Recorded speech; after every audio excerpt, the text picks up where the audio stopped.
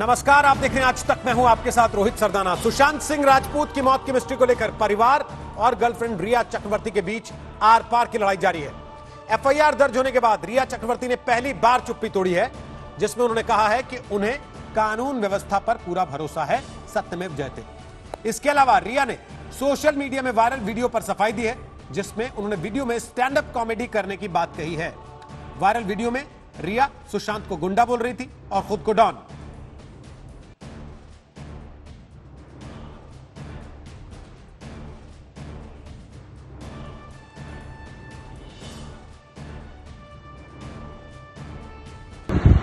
I have immense faith in God and the judiciary.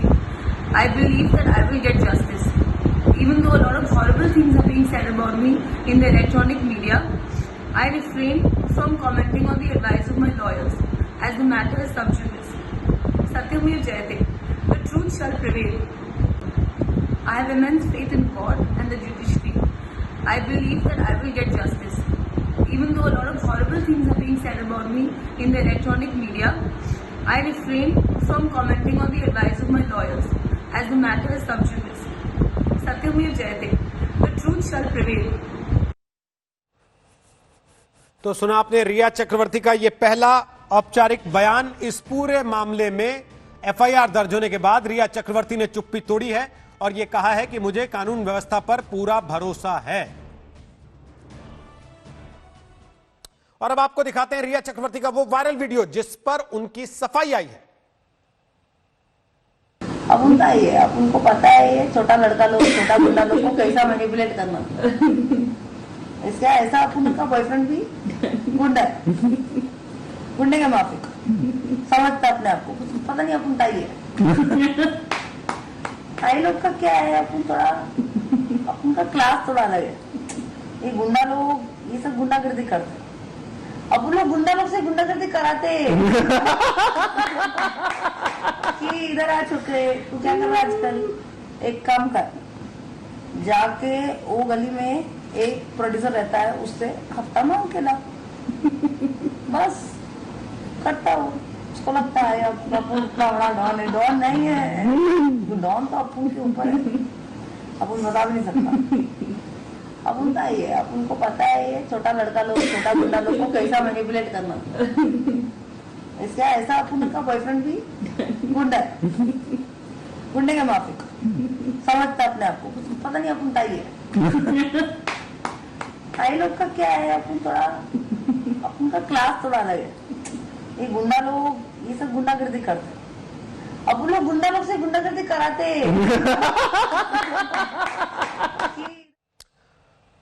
तो देखा आपने वो वीडियो। इसी वीडियो को लेकर रिया चक्रवर्ती ने सफाई दी है कि ये एक स्टैंड अप कॉमेडी का हिस्सा था। सुशांत सिंह तो हमेशा के लिए दूर जा चुके हैं, लेकिन अब उनके रिया के साथ कई अनदेखे वीडियो सामने आ रहे हैं। रिया चक्रवर्ती के साथ फुर्सत के हल्के फुल्के लम्हों की इस तस्वीर को देखिए, तो वहीं एक दूसरे वीडियो में रिया अपने जन्मदिन का जश्न मना रही है।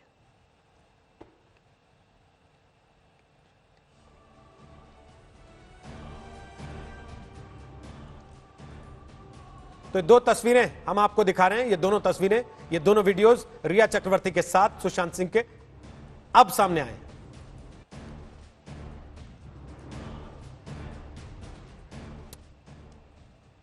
रिया चक्रवर्ती ने सुशांत केस में अपनी चुप्पी तोड़ते हुए सच की उम्मीद जाहिर की है, तो वहीं पूर्व गर्लफ्रेंड अंकिता लोखंडे ने भी आज तक से बातचीत में कहा है कि इस मामले में सच तो सामने आना ही चाहिए। I have immense faith in God and the judiciary. I believe that I will get justice. Even though a lot of horrible things are being said about me in the electronic media, I refrain from commenting on the advice of my lawyers as the matter is sub judice. Satyamev Jayate. The truth shall prevail. And I'm really thankful to all of us fans कि आप लोग इतना support कर रहे हैं, आप लोग इतना आगे आकर उसके लिए लड़ रहे हैं, जो बहुत बड़ी चीज है, बहुत बड़ी चीज है। And I'm very sure Sushant की फैमिली बहुत अच्छे से समझ रही है, और जो सच हो, जो भी सच हो, वो जरूर सामने आए। That's it. सुशांत के केस में जांच का दौर जारी है। पटना और मुंबई पुलिस की पड़ताल के बीच ईडी की भी एंट्री हो गई है। ईडी ने सुशांत की गर्लफ्रेंड रिया चक्रवर्ती के खिलाफ मनी लॉन्ड्रिंग का केस दर्ज किया।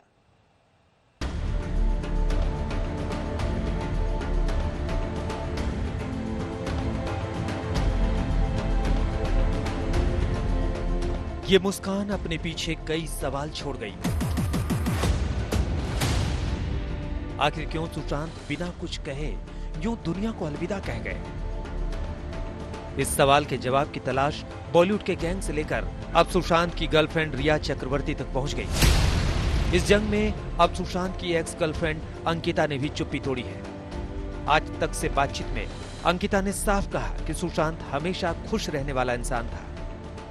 जिंदगी जीने वाला लड़का, वो छोटी छोटी चीजों को इतना बड़ा बना देता था, इतनी खुशियों से वो करता था और हर चीज की सीखने की चाह थी, हर चीज वो सीखना चाहता था, हर चीज वो करना चाहता था, हर चीज में अपने प्लानिंग्स कर रखे थे उसमें। आप 5 साल के बाद वो क्या बनेगा, क्या करेगा, किस डेट पे, ये तक उसका प्लान होते थे। जब उसने शुरुआत की थी तब उसको वो फीलिंग नहीं आई डिप्रेशन वाली, तो आज तो वो बहुत अच्छे लेवल पर था। उसको कैसे डिप्रेशन आ सकता है, कैसे उसका ये सब हो सकता है, कैसे वो इस चीज को सोचकर सुसाइड करने की सोच भी सकता है। I completely deny this thing. It's not for him, it's not for him. Riya Chakraborty लगातार सुशांत के डिप्रेशन में होने की बात करती रही हैं। सुप्रीम कोर्ट में भी रिया ने सुशांत के डिप्रेशन में होने की दलील दी। रिया की एक और दलील ने मामले को नया ट्विस्ट दे दिया है। रिया ने सुशांत के एक रिश्तेदार पर जांच को प्रभावित करने का आरोप लगाया है। रिया का इशारा सुशांत के बहनोई की ओर है, जो कि फरीदाबाद में पुलिस अधिकारी हैं। वहीं सुशांत के पिता ने सुप्रीम कोर्ट की अर्जी में कहा है कि बिहार पुलिस की जांच को रोका न जाए। कैबिनेट में यह गुहार भी है कि कोर्ट पटना पुलिस की ओर से शुरू की गई जांच प्रक्रिया को पूरा होने तक इस मामले में किसी तरह की रोक न लगाए और सुनिश्चित हो जाए कि ये जांच और ये एफआईआर जिसके आधार पर जांच कर रही है पटना पुलिस, उसे एक निश्चित कंक्लूजन तक पहुंचने दिया जाए। इस बीच मामले में एक नया ट्विस्ट आ गया है। सुशांत सिंह के करीबी दोस्त सिद्धार्थ पिठानी ने सुशांत के परिवार पर दबाव डालने का आरोप लगाया है। सिद्धार्थ का कहना है कि सुशांत के परिवार ने फोन करके रिया के खिलाफ बयान देने और 15 करोड़ वाली बात कही। They were asking me to testify to a person. He could be a police officer, saying that you have to testify that Riya had spent certain amount from Sushant's account. That is 15 crores. Okay, but ये 15 crores का मामला मुझे बिल्कुल idea ही नहीं है। सुशांत के पैसों को लेकर अब ईडी ने भी छानबीन तेज कर दी है। ईडी ने रिया चक्रवर्ती और उनके परिवार के कुछ सदस्यों के खिलाफ मनी लॉन्ड्रिंग का केस दर्ज किया है, जिसके बाद अब ईडी पूछताछ के लिए रिया चक्रवर्ती को बुला सकती है, जिसमें सुशांत से 15 करोड़ रुपए ऐंठने का आरोप है। ईडी ने कल पटना पुलिस से सुशांत के खातों की जानकारी मांगी थी। वहीं सुशांत के सीए संदीप श्रीधर ने सुशांत के खाते से किसी भी बड़ी रकम की निकासी से इनकार किया है। They were staying together, traveling together. Whatever he has spent on their behalf, now it is all his wishes at that point of time that he spent. But in terms of actual bank transfers to anybody, except some negligible minor amounts, nothing major would have gone last year. बहरहाल सुशांत का case अब परिवार और girlfriend के बीच अटक गया है, जिसे लेकर रोज नए खुलासे हो रहे हैं। दिल्ली से संजय शर्मा, पटना से सुजीत झा और मुंबई से कमलेश सुतार के साथ आज तक ब्यूरो। सुशांत के मामले की जांच के बीच आज तक ने सुशांत के पहले कुक से बात की, जिन्होंने सुशांत के जिंदा दिल इंसान होने की बात की, जो भरोसा ही नहीं कर पा रहे कि सुशांत जैसा इंसान सुसाइड कर सकता है। इस वक्त हमारे साथ है सुशांत के कुक, जो लगभग 4 साल तक उनके साथ रहे हैं एंड उनका नाम है अशोक कुमार खाशी जी। सो अशोक जी, कितने साल आप सुशांत के साथ रहे हैं? मैं 2016 से 2019 अक्टूबर तक। और कौन से घर पर सुशांत के साथ आप थे कुक? बांद्रा लिटिल हाइट से लेकर कैप्री हाइट तक। तो ऐसा क्या हुआ, क्योंकि 4 साल आप अगर किसी के साथ रहते हैं तो ऑन गोइंग रिश्ता एक बन जाता है और उसके बाद आपने छोड़ दिया। सो ऐसा क्यों हुआ, क्यों छोड़ा आपने? एक्चुअली मेरे को घर पे 2019 सितंबर में मेरे को घर जाना था, तो घर जाने के बाद जब मैं आया तो ये लोग अक्टूबर में आपका यूरोप ट्रिप गए थे। यूरोप ट्रिप जाने के बाद फिर मैंने फ़ोन किया तो पता चला कि मेरे को मना किया गया था। तो कौन कौन गए थे यूरोप ट्रिप पे? यूरोप ट्रिप में रिया चक्रवर्ती और उनका भाई और सर सुशांत सर। तो आप जब 2016 में आप कह रहे हैं कि आपको घर जाना था, सितंबर 2019। सितंबर 2019, तो उसके बाद वापस आने के बाद आपने सुशांत से संपर्क किया होगा? 1-2 बार किया लेकिन नहीं हो पा रहा था। तो सर से बात हुई आपकी या रिया ने जवाब दिया? आई थिंक मैंने व्हाट्सएप मैसेज डाला था, तो व्हाट्सएप मैसेज में पता नहीं किसने रिप्लाई दिया, वो मैं नहीं जानता। तो 4 साल जब आप उनके साथ थे तो क्या रिया भी साथ में रहती थी? नहीं, रिया तो अभी पिछले साल 2019 अप्रैल में आई थी। ओके, तो 4 साल जब आप सुशांत के साथ थे तो उनके कौन से वाले घर पर थे? ये कैप्रियाड में। और रिया से मिलना जुलना होता था उस वक्त सुशांत का? हाँ, उस टाइम होता था। तो रिया घर पे आती थी, रुकती थी? बिल्कुल। तो मौत की गुत्थी उलझती जा रही है, लेकिन मुंबई पुलिस और उद्धव सरकार दोनों अपने रवैये से टस से मस होने को तैयार नहीं है। ऐसे में यह मांग जोर पकड़ रही है कि सुशांत को इंसाफ दिलाने के लिए सीबीआई को लाना ही चाहिए।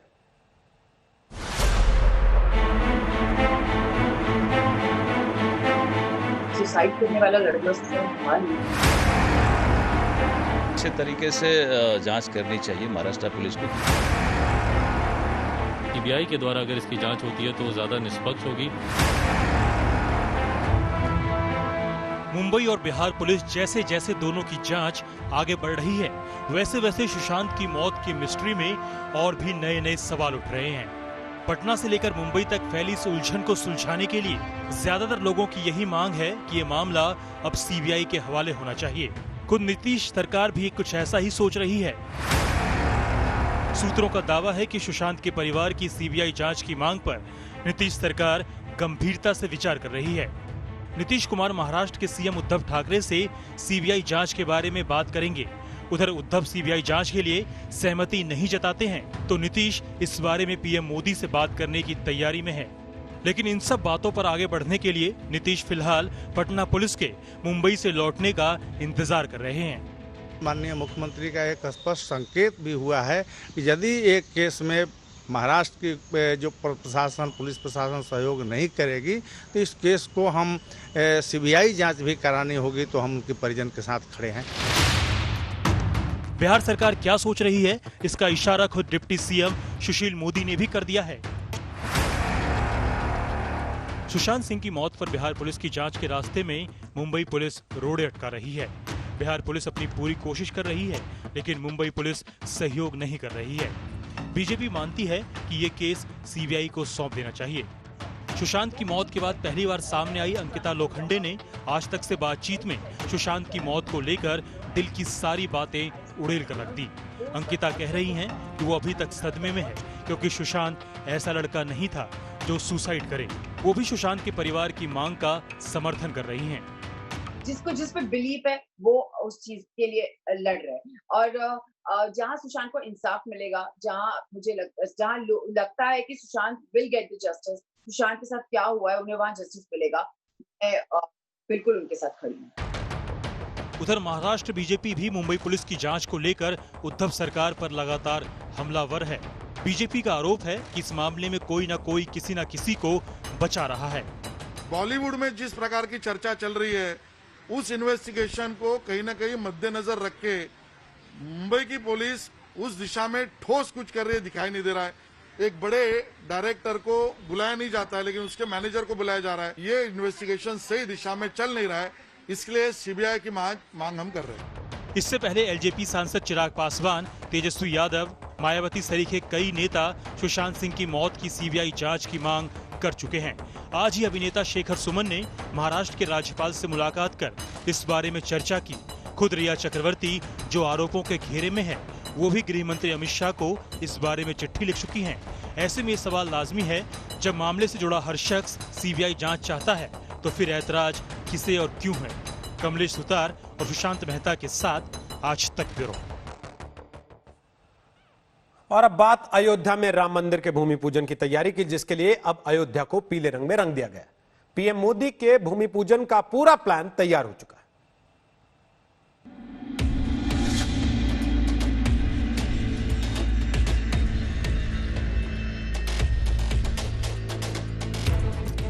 रामलला की नगरी भगवान राम के मंदिर की तैयारियों में जुटी है। अयोध्या का रंग बदल रहा है, ढंग बदल रहा है। राम की नगरी को खूबसूरत बनाने की तैयारी है। तैयारियां हैं 5 अगस्त की, जब पीले रंग में डूबी अयोध्या में राम मंदिर का भूमि पूजन किया जाएगा। पीला रंग उत्साह का सबूत होता है, पीला रंग खुशी का, खुशहाली का सबूत होता है। पीला रंग उत्सव दिखाता है और पीला रंग ही दिखाता है कि कितनी ऊर्जा है, और इसीलिए शायद पूरी अयोध्या को पीले रंग में रंगा जा रहा है। आप देख सकते हैं सड़क के दोनों तरफ जहां जहां से प्रधानमंत्री नरेंद्र मोदी भूमि पूजन के लिए जाएंगे, वहां पर सब जगह पीला रंग किया जा रहा है। अयोध्या अब बदली बदली नजर आ रही है, जिसे लेकर अयोध्या वासियों में अलग ही खुशी देखने को मिल रही है। प्राइम मिनिस्टर जी के आने के ही स्वागत में के लिए ही हो रहा है और बहुत ही अच्छी बात है। पूरी अयोध्या रामलला के इंतजार में है। मंदिर भजन कीर्तन से गूंज रहे हैं। पूरी अयोध्या रामलला के इंतजार में है। वहीं 5 अगस्त को प्रधानमंत्री नरेंद्र मोदी के आगमन और भूमि पूजन के कार्यक्रम की तैयारी भी जोर शोर से चल रही है।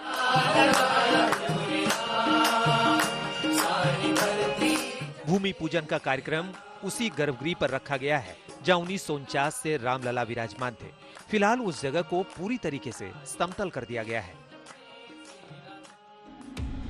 प्रधानमंत्री मोदी 5 अगस्त को सुबह 11:15 पर अयोध्या पहुंचेंगे और करीब 2 बजे वापस हो जाएंगे।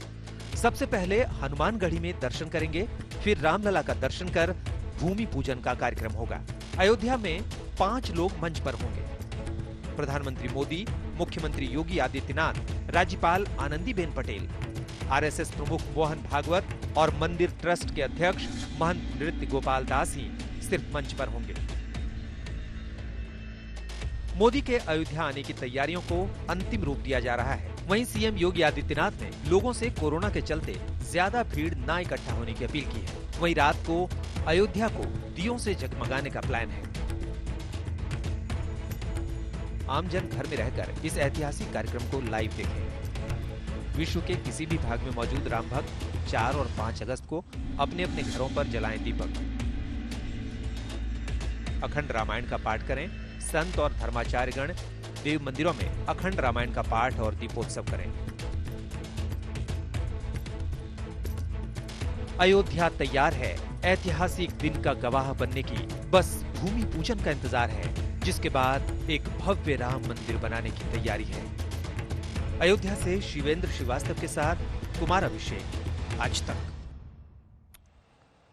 अयोध्या राम के रंग में पूरी तरह से रंग गई है। संतों से लेकर अयोध्या वासियों में खुशी की लहर है, जो इस ऐतिहासिक लम्हे का बेसब्री से इंतजार कर रहे हैं। जैसे जैसे भूमि पूजन का वक्त नजदीक आ रहा है, वैसे वैसे अयोध्या में गतिविधियां बढ़ती जा रही हैं। धार्मिक सांस्कृतिक रंग दिखने लगे हैं। हम इस वक्त अयोध्या में हैं और अयोध्या में हमारे साथ साधु संतों के साथ साथ अयोध्या के लोग हैं, कुछ आमजन हैं और सभी को इंतजार 5 अगस्त का है। अयोध्या पवित्र नगरी की तरह पीले रंग में रंगी जा चुकी है और हम इस वक्त मौजूद हैं अयोध्या के एक मठ में, जहां कई सारे लोग हमारे साथ इस वक्त मौजूद हैं। आप ये बताइए कि आप लोग कितने तैयार हैं? त्रेता युग में जब भगवान राम का राज्याभिषेक हुआ था तब तो हम लोग नहीं देख पाए थे, पर ये दूसरा राम राज्याभिषेक भी है, ऐसा मानते हैं। एक और आपके चैनल के माध्यम से बड़ी बात कहना है कि अभी इस समय महामारी का समय चल रहा है।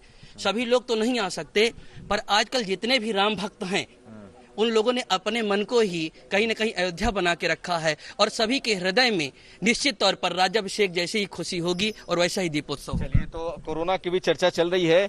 आप लोग बताइए, आप लोग तो गाते रहे हैं, किस तरह का माहौल है जरा बताएं हमें। सुंदर सुंदर सजा दो नगरिया, राम आते नगरिया, सुंदर सजा दो नगरिया, राम आते नगरिया। महाराज जी, आप तो लगातार शंख बजा रहे हैं, 5 तारीख के इंतजार में हैं।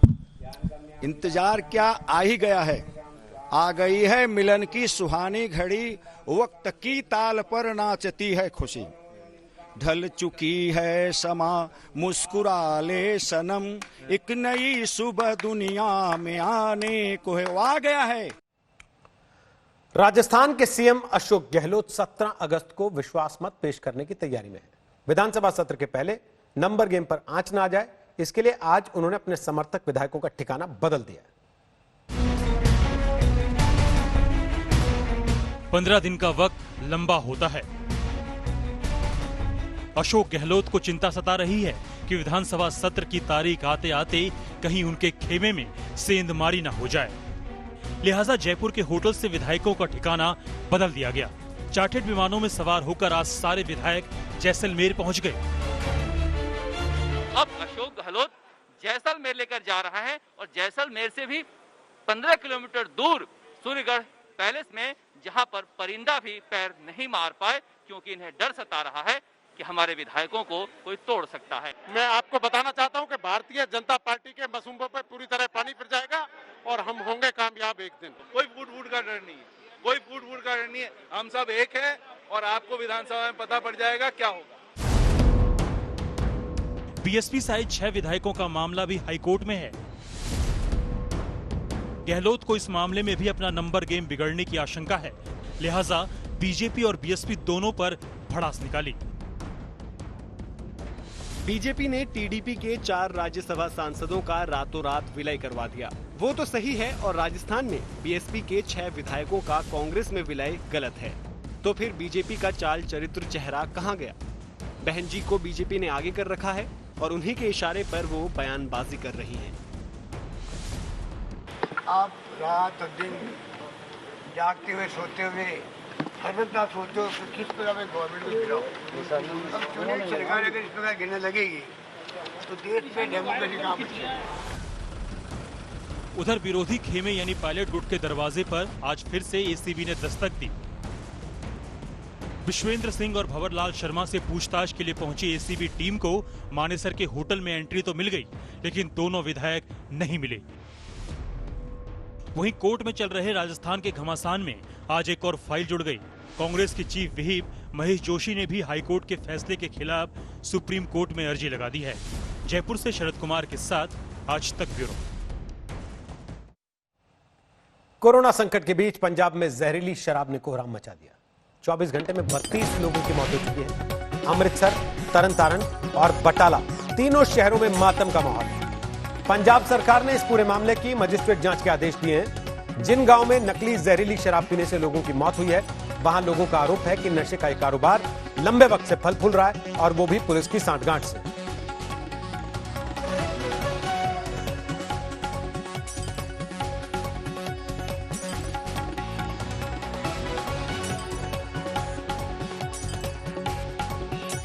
तो बटाला में 8 लोगों ने दम तोड़ दिया है। सीएम अमरिंदर सिंह ने मामले की मजिस्ट्रेट जांच के आदेश दिए। कुल मिलाकर 32 लोगों की मौत पंजाब में हो चुकी है, जिनमें से तरनतारन में 13 लोगों की मौत हुई है, बटाला में 8 लोगों की मौत हुई है और अमृतसर में भी 11 लोगों की मौत जहरीली शराब पीने से हुई है। लोगों का आरोप है कि लंबे समय से यह कारोबार फल फूल रहा था।